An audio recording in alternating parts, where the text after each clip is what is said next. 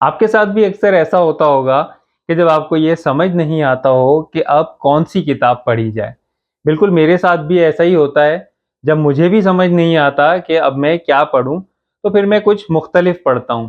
اب وہ مختلف کیا ہوتا ہے؟ آئیے اس میں سے دو کتابیں میں آپ کو بتاتا ہوں۔ پہلی کتاب جس شخصیت کی ہے ان کا نام ہے محمد اظہار الحق۔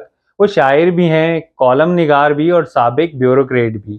اور ان کی جس کتاب کی میں بات کر رہا ہوں وہ ہے عاشق مست جلالی۔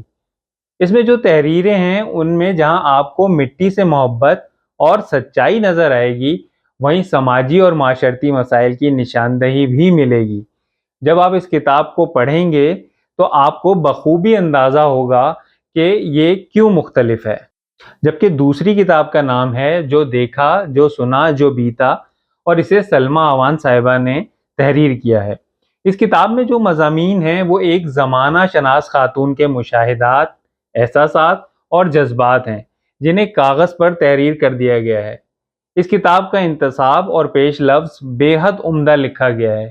اگر آپ اسے پڑھیں گے تو یہ کتاب آپ پڑھے بغیر رکھ ہی نہیں سکتے۔ اور آخر میں ایک میسیج کہ کوشش کریں کہ کتابیں پڑھیں، چاہے وہ پیپر فارم میں ہوں یا ڈیجیٹل فارم میں، مگر آپ کتابیں ضرور پڑھیں۔ اگر آپ کو یہ ویڈیو پسند آئی ہو تو اس کو لائک شیئر کریں اور چینل کو سبسکرائب کریں۔